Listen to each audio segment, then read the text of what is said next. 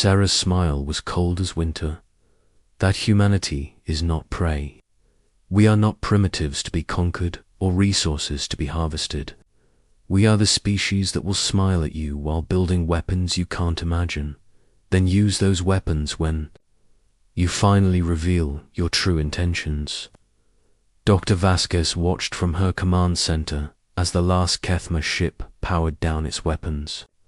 Project Titan had worked exactly as designed, not just as a weapons system, but as a demonstration of human ingenuity and deception. The galaxy would learn that Earth's apparent weakness was actually its greatest strength. All stations report. Successful engagement, Elena announced. Enemy fleet neutralized with minimal damage to Titan installations. Admiral Webb's voice came through on the command frequency. Outstanding work, people. Project Titan is officially a success. He paused. Dr. Vasquez, how long before we can have a second generation of platforms operational? Elena smiled. Admiral, we've been working on Mark II designs for the past year. The Kethma won't make the same mistake twice, but neither will we. 3 hours later, as the last Kethma survivors were processed and the battlefield was secured, Sarah stood once again at the observation deck on Europa Station. The stars looked normal now, no longer filled with approaching threats. In the distance, recovery ships worked to salvage what remained of the enemy fleet. Lieutenant Rodriguez approached with a final report. All human vessels accounted for, Captain. Casualties are remarkably light, well wounded, no deaths. And the Kethma survivors, 432, including Commanders Arthel, they're being transported to detention facilities. On Ceres, Sarah nodded, then looked back out at the stars.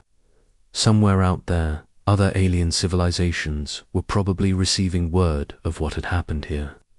The news would spread. Earth was not the easy target they'd believed it to be. Rodriguez, she said quietly, send a message to command. Tell them Europa Station recommends we begin construction of the next phase of hidden defenses.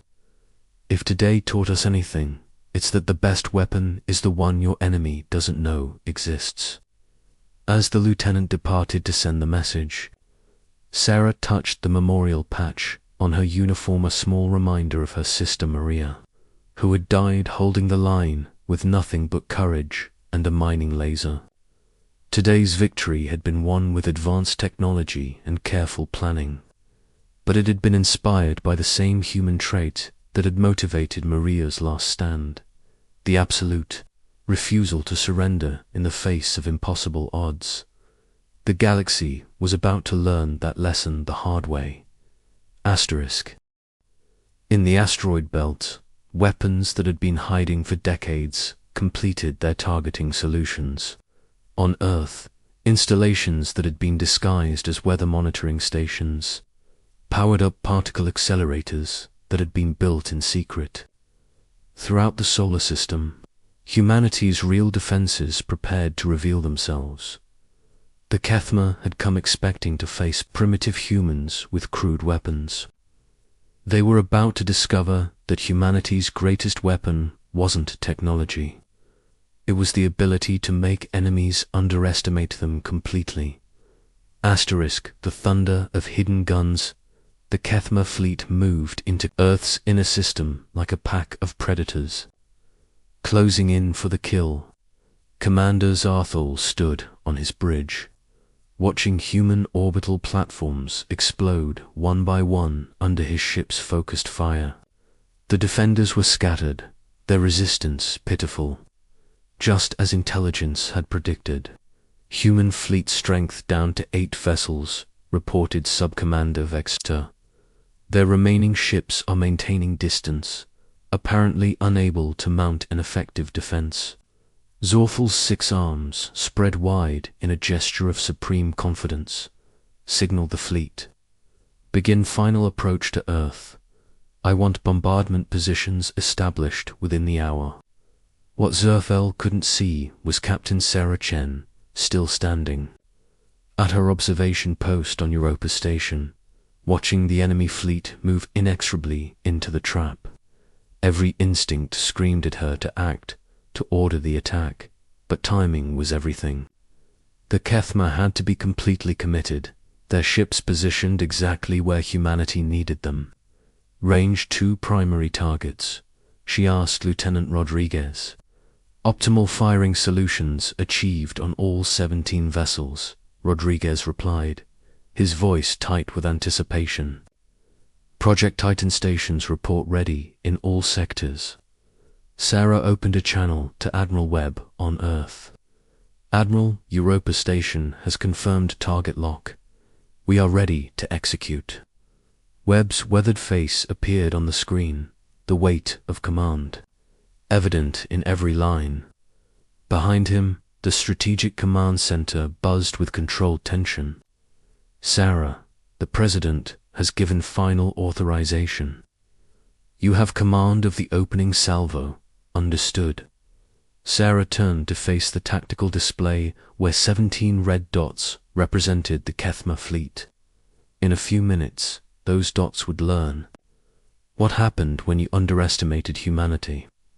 Dr. Vasquez, are your sleeping giants ready to wake up? On Luna, deep beneath the surface in the Project Titan Command Center, Dr. Alina Vasquez ran her fingers over controls that had taken 15 years to design and build. Around her, holographic displays showed the status of dozens of hidden weapons platforms scattered throughout the solar system, each one disguised as something harmless, each one capable of delivering devastating firepower. All Titan stations report optimal charge levels, Alina announced to the command center. Railgun platforms are locked and loaded. Solar focusing. Arrays are at maximum concentration. She paused, looking at readings that still amazed her even after all these years. Sarah, we have enough stored energy to glass half the moon. These weapons have been charging for 3 years. Sarah smiled grimly. While the Kethma had been studying human defenses, humanity had been building an entirely different kind of defense, one hidden in plain sight. Begin the revelation, Dr. Vasquez. Show them what human ingenuity really looks like. Throughout the asteroid belt, objects that had masqueraded as mining stations for decades began to transform. Rocky exteriors split apart like mechanical flowers, revealing the gleaming barrels of railguns, larger than any weapon ever built on Earth's surface. Solar collectors that had seemed to be simple power generators suddenly focused their accumulated energy into charging coils that hummed with barely contained power. The first indication Zerthel had that something was wrong came from his sensor officer. Commander, I'm detecting massive energy spikes throughout the asteroid belt. Power levels are ... Impossible. Impossible, how? Zerthel demanded, his attention suddenly focused. Sir, these readings suggest weapons, platforms of unprecedented scale, but that can't be right. Intelligence shows only mining stations in those locations. Zerthel's mandibles clicked nervously. Show me. The main display shifted to show the asteroid belt.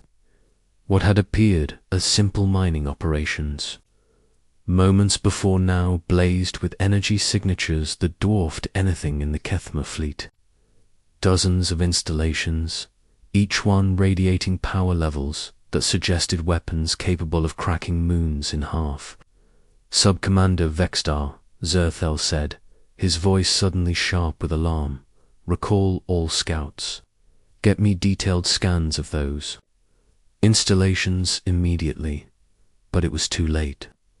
Sarah Chun's voice echoed across space on all frequencies. This is Captain Sarah Chen of the Earth Defense Force. You came here expecting to face primitives with crude weapons. You were wrong. Allow me to introduce you to Project Titan. The asteroid belt erupted in thunder. Railgun projectiles, accelerated to incredible velocities by magnetic fields powered by years of stored solar energy, reached out across space at speeds that made conventional weapons look motionless. The first Kethma destroyer, the Shadow Blade, simply ceased to exist as a tungsten projectile moving at 20% of light speed passed through it. The ship didn't explode, vaporized, turned to superheated plasma in the span of milliseconds. 2 more Kethma ships died in the first salvo, their hulls no match for projectiles that carried the kinetic energy of nuclear weapons. The remaining fleet scattered, their formation breaking as captains suddenly realized they weren't fighting the enemy they'd prepared for. Evasive maneuvers. Zarthel roared, but his ships were massive and momentum was not their friend. Return fire. Target those weapons platforms. Particle beams lanced out from the Kethma fleet, but they struck empty asteroids. The real weapons. Platforms were hidden deeper in the belt, camouflaged and protected by layers of rock and deception. The beams that did find their targets struck armor that had been designed specifically to withstand such attacks. Dr. Vasquez watched her creation perform exactly as designed. Solar focusing arrays are achieving target lock, she announced, firing particle streams. Hidden installations throughout the inner solar system revealed themselves as massive mirrors began tracking the Kethma fleet. Concentrated sunlight, focused through lenses the size of city blocks, created coherent energy beams that cut through Kethma shields like they were made of paper. The Void Cutter died as its entire starboard side was melted away by focused solar energy. The Deathwing lost its command section to a particle beam that burned for a full 30 seconds.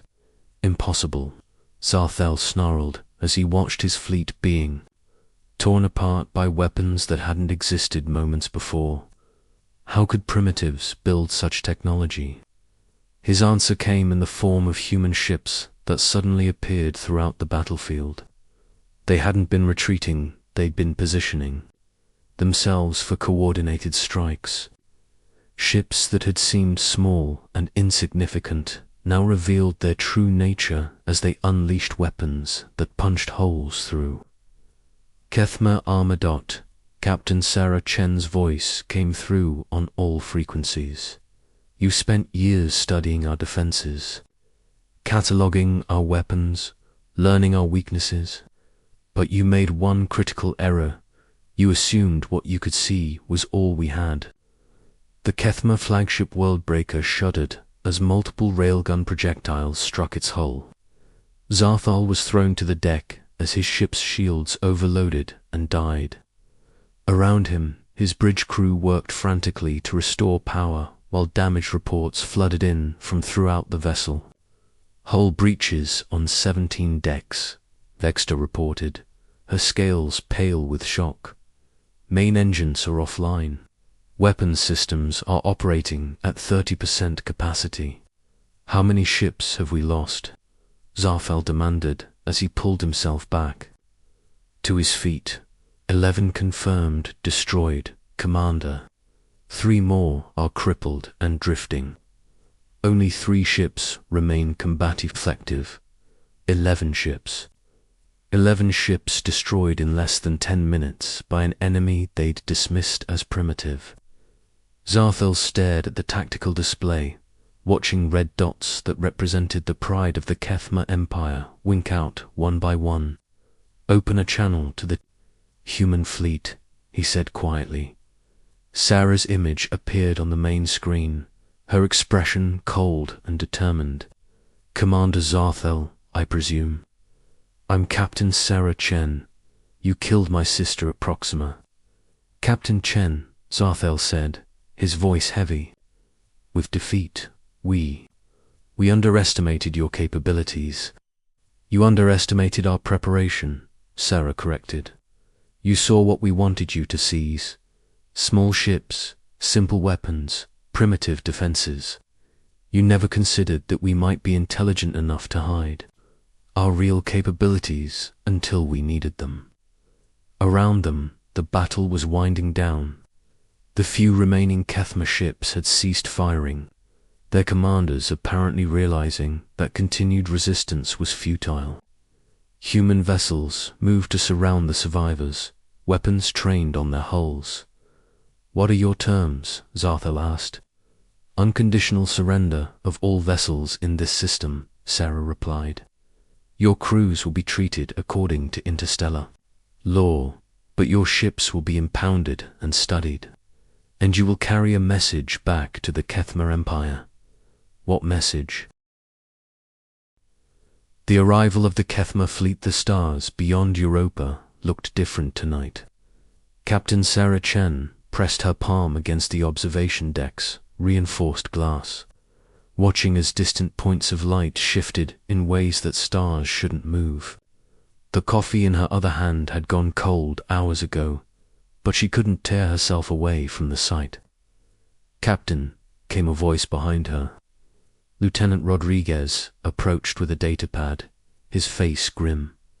"Long-range sensors confirm it. 17. Massive signatures, moving in formation. They'll reach Mars orbit in 6 hours." Sarah didn't turn from the window. She'd been expecting this day for 3 years, ever since the Proxima incident, ever since her sister Maria had died defending a research outpost against Kethma raiders, buying precious minutes for the evacuation with nothing but a mining laser and pure determination. "Size estimates?" she asked. "Each vessel is approximately 2 kilometers long. Energy signatures suggest they're packing enough firepower to glass a continent." Rodriguez paused. "Captain, these aren't raiders. This is a full battle fleet." Sarah finally turned, her reflection ghost-like in the transcriptal. At 34, she'd already seen more combat than most officers saw in entire careers. The Kethma had been testing human defenses for years, probing their weaknesses, learning their patterns. Now they'd come to finish what they started. "Get me Admiral Webb," she said. "Priority Alpha." The holographic display crackled to life moments later. Admiral Marcus Webb's weathered face appeared, his grey eyes sharp despite the late hour. Behind him, Sarah could see the bustling activity of Earth's Strategic Command Center. "Sarah, Webb," said without preamble, "you're seeing what we're seeing. 17 ships, Admiral. This isn't a raid. No, it's not." Webb's expression darkened. "Intelligence suggests this is Kethma Battle Group 7, under the command of Zarthel, the destroyer. They're not here to steal resources or test our defenses. They're here to make an example of us." Sarah felt a familiar cold anger settling in her chest. "What's the Council's position?" "Split, as usual. Half want to attempt negotiation. The other half are calling for immediate evacuation of outer colonies."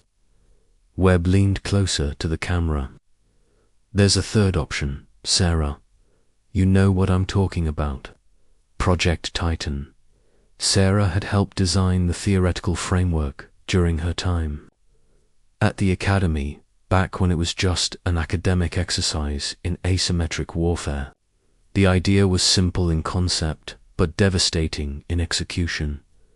If you couldn't match an enemy's firepower, you made them think you were weaker than you actually were, then struck from where they least expected it. "Has the President been briefed?"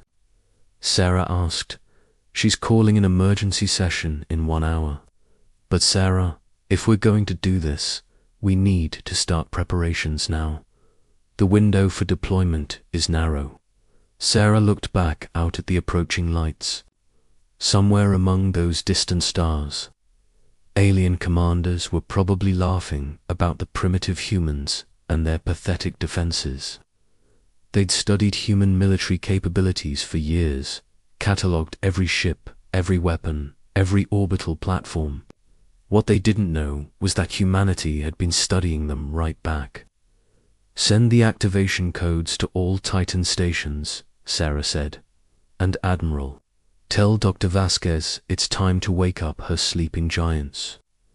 2 hours later, aboard the Keth flagship Worldbreaker, Commander Zorthal reclined in his command throne, 6 arms folded across his armored chest. The bridge around him hummed with activity as his crew made final preparations for the assault. Holographic displays showed Earth's solar system in perfect detail, with every human defensive installation marked and categorized. Report. Commanded in the clicking, harsh language of his people, Commander Vexstar approached. Her scaled head bowed in deference. "Human fleet disposition remains unchanged, Commander.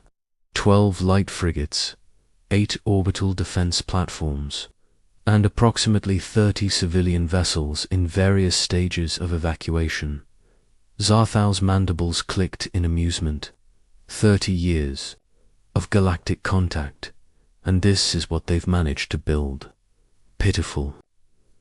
"The humans did destroy our scouting party at Proxima," Vexstar reminded him carefully. "A lucky shot with a mining laser," Zarthal dismissed. "Desperation makes even prey animals dangerous for a moment. But look at them now, scurrying about like insects, trying to hide their young while the adults pretend to be fierce." On the main display, Earth hung like a blue-white jewel, seemingly defenseless. Human ships moved in predictable patterns around their homeworld, exactly as Kethma intelligence had predicted. Small, lightly armed vessels that wouldn't last 5 minutes against proper warships. "Commander," the communications officer announced, "we're receiving a transmission from the human fleet." "Put it through," Zarthal said, rising from his throne. "Let's hear what the insects have to say." The image that appeared was that of a middle-aged human male in a blue military uniform. His expression was grave but determined. "I am Admiral Marcus Webb of the Earth Defense Force. You are in violation of Terran space. Withdraw immediately or face the consequences." Zarthal's laughter echoed through the bridge, a sound like grinding metal. "Consequences? From you?" He gestured to the tactical display showing the human fleet. 12 ships against 17. Your largest vessel wouldn't serve as a shuttlecraft on one of my destroyers. "This is your final warning," Webb continued. "Leave now, or we will be forced to defend ourselves." "By all means," Zarthal replied. "Defend yourselves. I'm curious to see what you consider a defense." He cut the transmission and turned to his weapons officer. "Target their orbital platforms first. I want the humans to watch their defenses crumble before we proceed to the surface." What Zarthal didn't see were the seemingly innocuous objects scattered throughout the asteroid belt. Asteroid mining stations, according to human records, automated facilities that had been slowly harvesting rare metals for decades, completely harmless. Except they weren't mining stations at all. Deep inside what appeared to be a captured asteroid, massive mechanical systems hummed to life. Solar collectors that had been gathering energy for years suddenly redirected their stored power into charging coils the size of subway tunnels, railgun barrels hidden within the rocky exteriors of dozens of asteroids. Began their targeting sequences.